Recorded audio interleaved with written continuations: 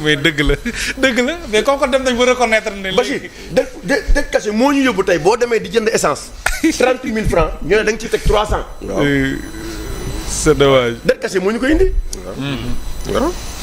donc bu fekkee ne tey gis nañ ne ñooñu li nga xamante ne ñoom la Abdoulaye Daouda Diallo doon def nga tuddee ko dëkk kase sonal leen ñu leen di yóbbu dik ci ay dette boo xamante ni dette parapublique la ñu waxoon ko fii ñun ñëpp ak Bachir mii tey. maa ngi delloo njukkal ci wax ñi doon wax démb ak barki démb. nee leen lii du dagoo état dettu secteur parapublic bi la.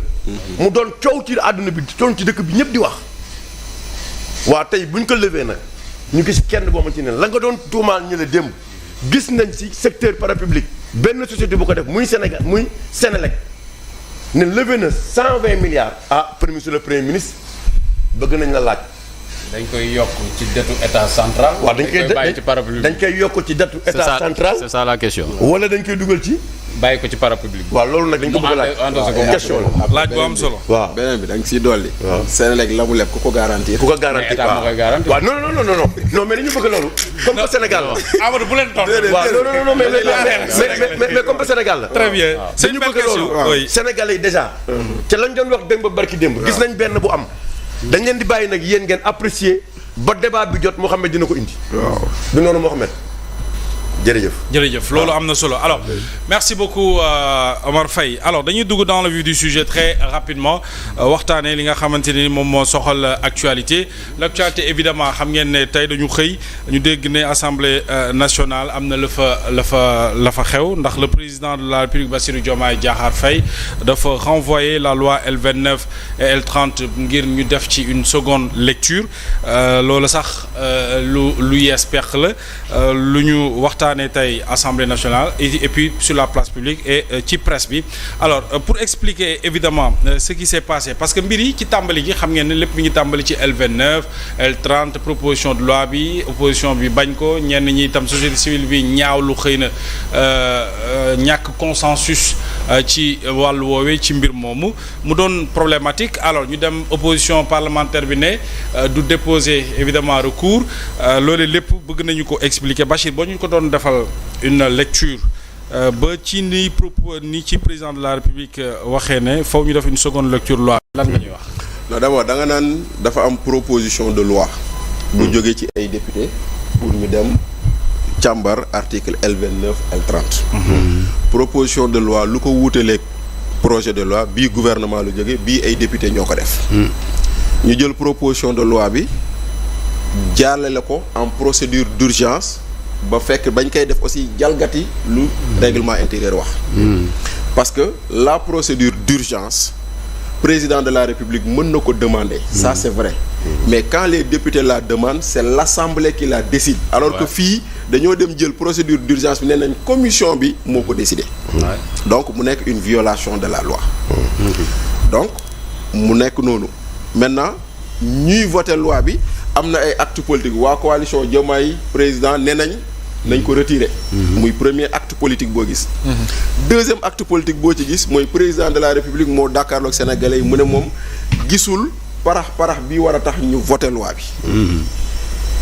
loi bi voté nañ ko léegi nag bu ñu ko voté nag mu am luñ ci war a def maanaam ñii d'accordul ci loi bi te dañ ñoo wax ni c'est une loi dangereuse am na sax ku ne c'est du galimatière juridique boo waxee loolu ba pare la conséquence moo doonoon nga attaquer loi bi au conseil constitutionnel député yi doon toog di xool nuñ koy yóbbee conseil constitutionnel. exactement ñu dem ba ci biir mu am pëccëxoo ci biir député opposition bi les non inscrits génnee communiqué ñenn ñi naan bokk naa seeg bokkuma ci. je sais être associé ou non groupe takku wàllu ñoom ñu ne bàyyee nañ yëf yi Diomaye président de la République pour moom mu àddu ci. maintenant c'est une position boo xam ne man je la comprends pas parce que damaa jàpp ni principe ngay défendre si tu dis que la loi n'est pas bonne tu dois user de tes principes si lu la yoon may ba keroog muy jeex. kon d'accord ci ni opposition parlementaire bi doxalee très bien pas du tout pour man. ils auraient dû saisir le conseil constitutionnel. bu ñu leen di jox dëgg ñu jox leen dëgg defuñu ko. maintenant président de la République aussi dafa am ñaari moyens institutionnels ak benn moyen politique lan mooy moyen institutionnel président de la république balaa muy promulguer loi yoon may na ko mu saisir conseil constitutionnel laaj ko est-ce que lii c'est constitutionnel c'est conforme à la constitution ou pas c'est un moyen institutionnel beneen moyen institutionnel bi mooy président de la république yoon may na ko mu delloo texte bi assemblée ne leen def leen seconde lecture léegi seconde lecture c'est à distinguer d'une seconde discussion ñaar yooyu bokkul xam nga lan mooy seconde discussion oui assemblée nationale ñu ngi voter loi def nañ discussion générale ba pare oui avant ñuy voter loi bi benn député yëkkati loxo ne dama bëgg ñu defaat une seconde discussion bu boobaa le président de l'Assemblée nationale proposition boobu noonu nga xam ne c'est prévu par le règlement intérieur da koy soumettre au vote si l'Assemblée est d'accord on fait un deuxième tour de discussion générale loolu mooy seconde discussion elle intervient avant le vote de la loi mais seconde lecture elle intervient après que la loi ait été votée ba mu jël ko ñu jébbal ko gouvernement. bien sûr kon fii dañoo jël loi bi jébbal ko gouvernement xool ci loolu nag lañ dégg président de l'Assemblée nationale nee ñu dafa am erreur te erreur boobu dafay nuroog du banditisme parlementaire. Oui, oui. Là, le texte qu'on a voté, c'est pas le texte qu'on a envoyé. Loolu c'est une affaire de faussaire. dégguma nga ne texte bi ñu voté. du loolu la ñu yónnee. loolu waaw. déggoo leen président assemblée lu mu wax. dafa am njuumte juum nañu. woo nañ service législatif secrétariat général xamal nañ ko man sax waxtaan naa ci ak président de la république. ba ñee nañ léegi le texte day mais dañuy yónnee waa texte bi mais maintenant finalement ñaari texte ya fa taxaw mais boo yoree ñaari texte yoo xam ne c'est pas le même contenu méngoowul le président a raison de dire delloowaat leen ko donc voilà ce qui nous arrive li moo xew aujourd'hui le président demande une seconde lecture du projet maintenant bu boobaa nag dañ xam maintenant seconde lecture lan lay engendrer il y a une conséquence politique mooy maanaam c'est le désaveu du texte c'est le désaveu du parlement loolu ngay njëkk a wax benn maintenant deuxième seconde lecture bu amee bu boobaa dañoo ne il faut une majorité qualifiée